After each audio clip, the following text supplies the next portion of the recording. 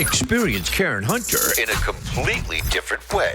Karen Hunter is awesome. The podcast. If you like me on SiriusXM Urban View Channel 126, you're gonna love me. And Karen Hunter is awesome. Hey, this is Karen Hunter, host of the Karen Hunter Show on SiriusXM's Urban View. Karen Hunter is awesome is an actual podcast to bring heat and energy and knowledge and power. A 1-2 punch that I don't think you get anyplace else. Tell the truth. Check out the podcast wherever you get your podcast. You will not be disappointed.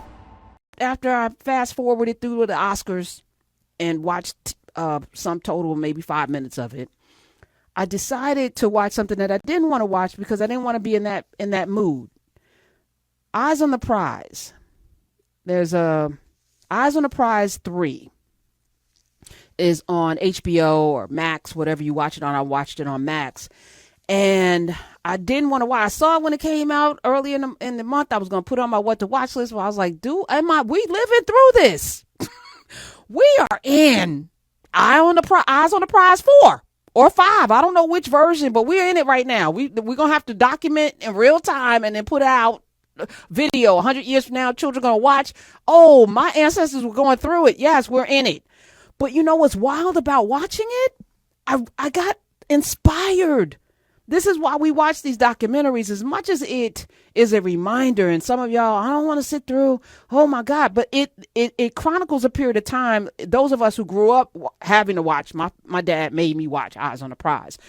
And I remember like, oh, the water hoses and the dogs. And it's like, I was like, and I got to go to school tomorrow. But I went to all black school till I was in junior high. So it was not a problem where I had to confront this kind of racism. I grew up in a black neighborhood. I didn't have to deal with that so many of our children and so many of us are dealing with now. I didn't have to deal with it.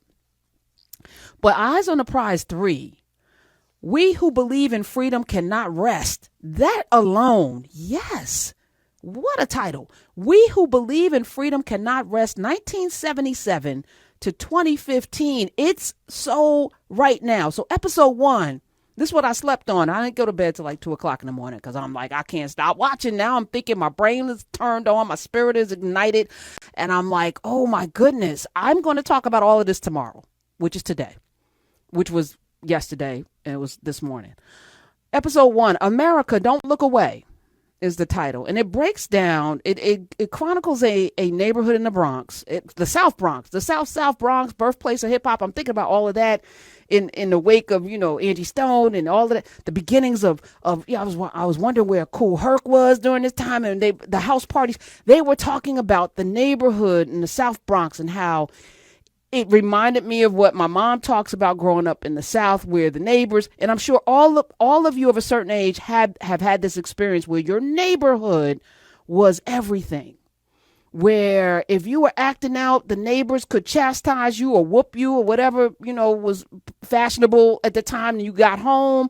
If you told, you got another whooping. I've heard that story so many times, but they were talking about how they would be on the stoop, watching the kids go to school, looking over.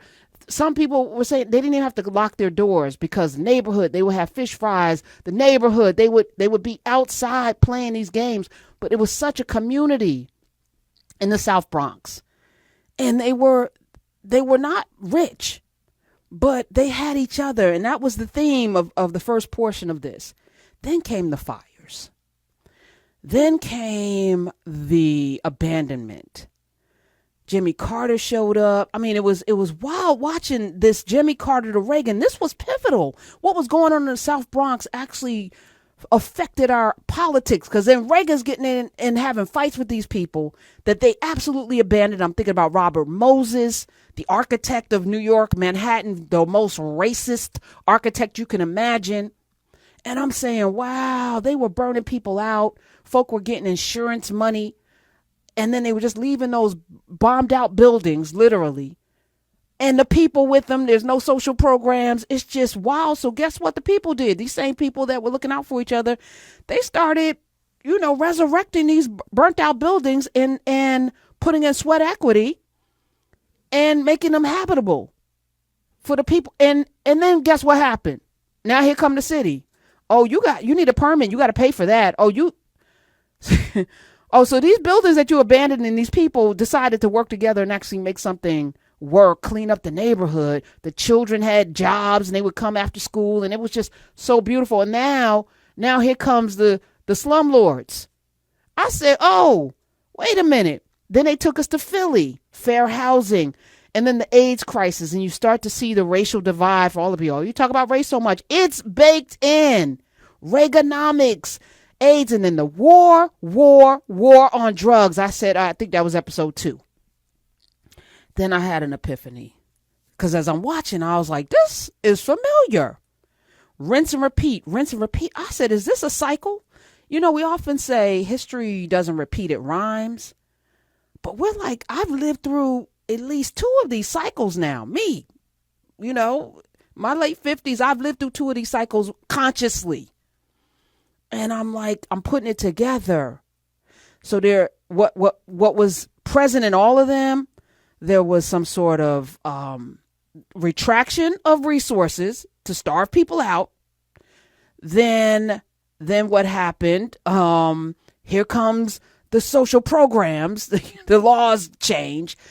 Let me break down. So I did this whole breakdown of the cycle. Okay.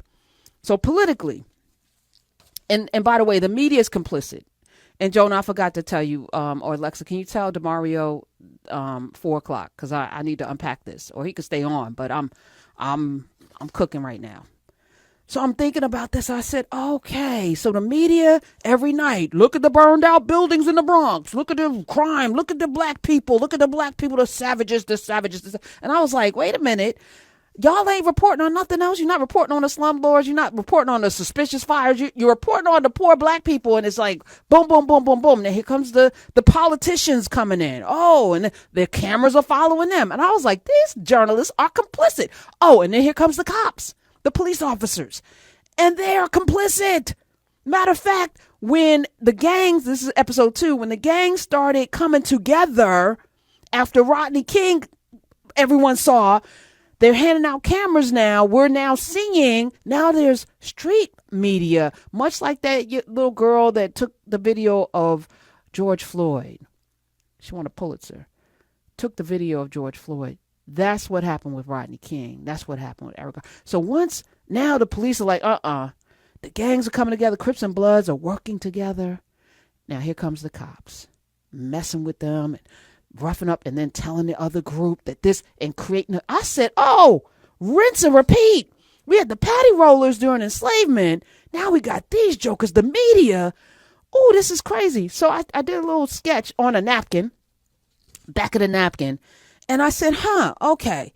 So should we go all the way back? Let me go to recent politically. Politically, in the recent times, we had the Southern Strategy, which is often attributed to Nixon's political strategist. His name was Kevin Phillips. I often talk about Ehrlichman, not Kevin Phillips, but it was Kevin Phillips who birthed this idea. He may not have originated it, but he made it popular. He came up with popularizing the Southern Strategy. In an interview in 1970 in the New York Times, Kevin Phillips, who was Richard Nixon's political strategist, he stated his analysis based on studies of ethnic voting. So they look at the map just like we should be looking at the map. And what he concluded is that it's going to be really hard to win in this country because of the way things are moving with these people. Now, let me just tell you what I know, because this is not in the story. On the census, before Nixon, there was no such thing as a Latino or Hispanic. You couldn't check that box. So the folk like Zoe Saldana had to check black. They were black. They were black before 1970. They were black before 1970. They were black. So why did they create this other category? Oh, well, one would, you would say, oh, well, people should be able to identify with their own, but you living in a black neighborhood. So the census is about resources, political and financial. It's about how many representatives you get, how many teachers you get. So it's where you live that's important, not really your race. So why would they add another category onto this when it's really, in this country, it was black and white? Why'd they do that? You know why. Answer yourself. Speak to yourself. That's an aside. So Kevin Phillips, in his interview, he said, from now on, the Republicans are never going to get more than 10 to 20% of the Negro vote. That has not changed, by the way. So they knew we would not get more because before that, MLK's daddy was a Republican. All the black people before John F. Kennedy were Republicans. Why? Because Lincoln freed the slaves. He didn't, but, the enslaved freed themselves. But that was, hey, we're going to be Republicans. And then came this Southern strategy. So he's like, we're not going to get more than 10 to 20% of this Negro vote. They don't need, but we don't need any more than that, he said. Republicans would be short-sighted if they weakened enforcement of the Voting Rights Act. Okay, so we can't go after that. The more Negroes who register as Democrats in the South, the sooner the Negrophobe whites, the scared of black people whites, and y'all ain't scared of black people. You're scared of losing power because you're too lazy to work, or you know in your spirit you can't compete. So you rather hate black people and others than to actually get up off your ass and do something unless you know inherently you cannot. And that's and I get it. Because you need to survive, and that's the first law of man, right? Survival. You want to survive by any means necessary. So, yes, you're a Negrophobe is what he called them. I'm going to call it fragile, mediocre white people who identify as white people because, it's a made-up construct. He said the sooner the Negrophobe whites will quit the Democrats and become Republicans. So he knew how to push this, and he said that's where the votes are. Without prodding from the blacks, the whites will backslide into their old comfort arrangement with the local Democrats. And it was not a shift for them. Is this the party of anti-black? It's Republican? Okay, that's what we are. When I talk about party of Lincoln, I got called all kinds of names. I'm like, it's strategy. You live in a place that's been gerrymandered. Nobody Democrat will win. Hello? Do you not want to have power? It doesn't matter. Okay. Do you have the ideals to serve the people and all of that? It doesn't matter whether you have an R or a D next to you. These people figured this out a long time ago. And guess what? The angry, mediocre, so-called white folk were like, okay, we're Republicans now. We hate black people. Yes. Okay. And it's now Republican. This is what we doing. Okay. And on the other side, on the social side, John Ehrlichman, Nixon's domestic policy czar, was interviewed. And he recognized that, if we can criminalize the blacks and these rabble-rousing hippies, because they're problematic, because they're liberals, they want free love and free everything. We got to get rid of them too. So let's flood them call them potheads and then make that illegal. And then let's double down on the blacks because we need the slavery to come back, the incarceration thing. So let's flood their communities with heroin. This is Ehrlichman. He was interviewed, and here's what he said. You understand what I'm saying? We knew we couldn't make it illegal to either be anti-war, those are the hippies, or black. But by getting the public to associate the hippies with marijuana and blacks with heroin, and then criminalizing both heavily, we could disrupt those communities. We could arrest their leaders. And that's what they did. So this was a plan. This is a cycle. Think about how this can happen now. I'm going to get to this in a second. Okay, so this was Nixon. After Nixon came Reagan.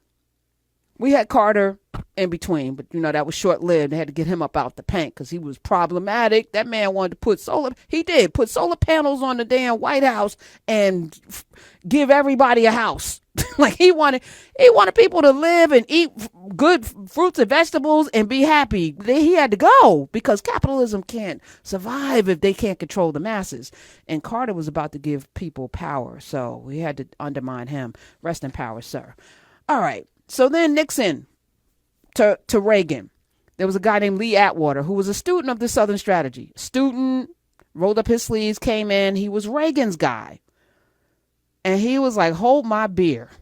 All right. So they figured out how to get them Southern whites off the Democratic plantation. Say it that way for people who like to say stuff like that.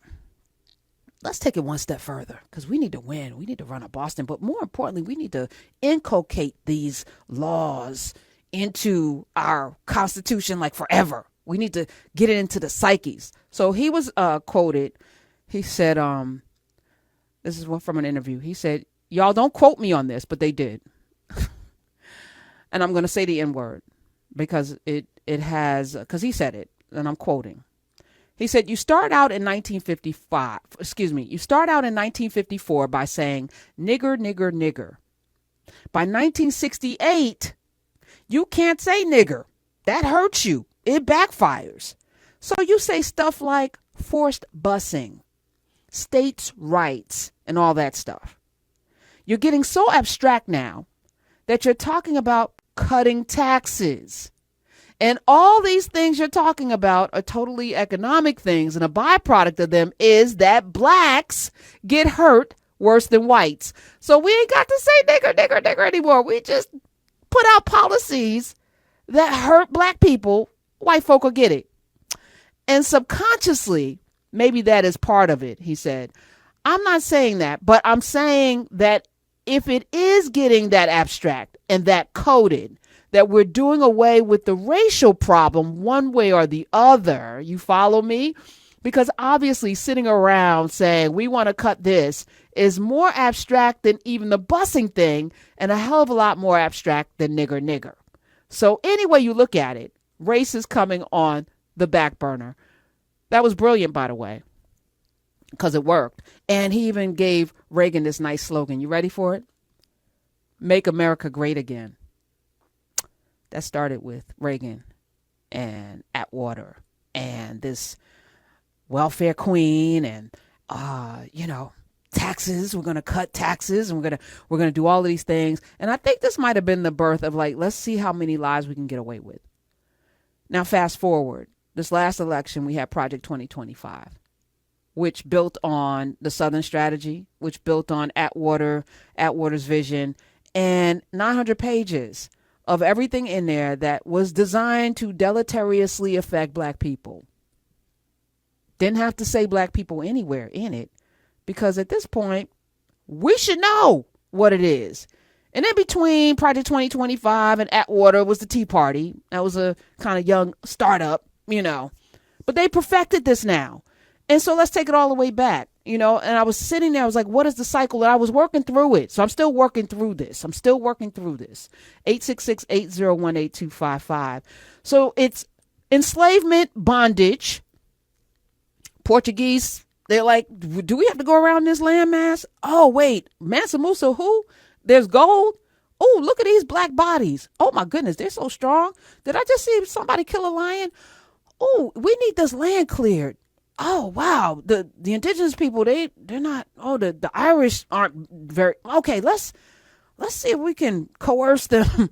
No, that's not working. Okay, let's figure this out. What can we trade? Okay, now we can just be brutal. We're going to build damn cannon castles that we will we'll have like artillery spaces on the coast of Africa. And then France is like, what you doing? And then here comes Great Britain. It's like, oh my goodness. Okay, so let's enslave and put these people in bondage, and let's do that. Okay. Oh, wait. Here comes the Haitian Revolution. Oh, we can't just put them in bondage. They may fight back. Oh, wait a minute. We can't fight them.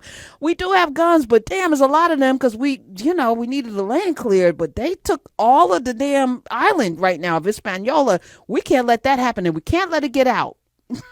Shh. So we got to do something. We got to change the laws, but it was too late because the drum beat hit this landmass, and people were like, oh, I could be free.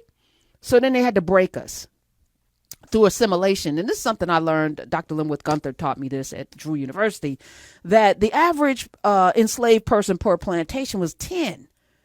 See, in Hispaniola, on the islands, it was like 300 to 1. But in the United States of America, it was 10 to 1 because they watched what happened in Haiti and they were like, never again.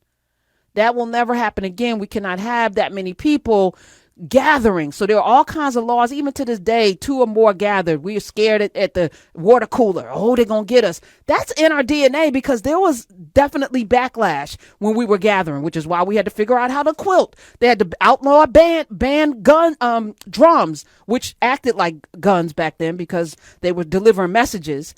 All kinds of laws got passed around gathering and playing drums and stuff as a result of what the Haitians did. You can't break a person when they are in community. So you have to break them up. And then you have to force assimilation. So every immigrant group that comes in and wants to get rid of their language, won't teach their children, because we are Americans now, and that's fine. But America is literally built on all these different groups coming into a space whole or broken, or whole and then broken. But you have to enslave, put them in bondage, you have to denigrate, then you break them. But in the breaking, because breaking somebody is brutal. It's brutal. It's brutality. It's rape. It's all of those things. Then comes the resistance. So they brought the enslaved people, beat, humiliated, raped. Then comes the resistance. The Nat Turners, the Denmark Vesey's, the John Browns. It's like, this is too much. And then freedom comes, because resistance will always result in something, right? That's why we can't just sit and just let this stuff happen. Then when they got free, you build, you thrive, because you have all of that. And then in the building comes a backlash. Soon as you get somewhere and then rinse and repeat. So the civil rights movement came out of the brutality of the lynchings and the violence and the KKK. Came the resistance, then came the building, then came the backlash. We had the 80s, brutality, the resistance, then came the backlash. We even in hip hop, fight the power, cop killer, F the police, self-destruction. You're heading for self-destruction. All of this came out of resisting a condition of the popo who were complicit in our demise. And we're like, no. Then what came out of that? Crack, breaking. Here's some money ain't a thing, shiny suits. We got Puff Daddy, Jermaine Dupri and them telling a different story, funded by other people that didn't come from the streets, that didn't come from us. Crack came in, took the people out in many different ways, re-enslaved some, destroyed others. And now here we are, George Floyd. We're in the streets globally. Looks like there's going to be we got Ketanji Brown Jackson, we got Joe Biden. Maybe we can. And this is happening quicker. So the birth pains are getting shorter and shorter and shorter in between. The baby's going to come. Rinse and repeat. And then the media has always been there on the sidelines with their nonsense. But now we have no media. We have no media now. So where are we? What portion of this? So as I'm watching Eyes on the Prize, I'm saying, this is a cycle. Where are we in the cycle? And then what's our action? Because we know what's coming. The police have immunity. We have a president that's out of control, creating he's in control of what he wants to be in control of and fomenting chaos everywhere. But they want there to be unrest. They want us in them streets so they can do the breaking. Laws are already being passed hither and yon. The police already have license. So what's the next move? Haven't worked that out yet, but I know that it's important that we have community, because that's unbreakable. It's hard to break people when it's numbers and alignment, which is why that boycott on Friday, I don't know how effective it was. I know I didn't spend a dime, and I'm not spending a dime. I'm very, very, very mindful about that. I know that that's power, but more than the money is us. Introducing a new podcast. Karen Hunter is awesome. If you like me on SiriusXM Urban View Channel 126, you're gonna love me. And Karen Hunter is awesome. Hey, this is Karen Hunter, host of the Karen Hunter Show on SiriusXM's Urban View. Karen Hunter is awesome is an actual podcast to bring heat and energy and knowledge and power. A 1-2 punch that I don't think you get anyplace else. Tell the truth. So check out the podcast wherever you get your podcast. You will not be disappointed. Karen Hunter is awesome. A new podcast from Karen Hunter.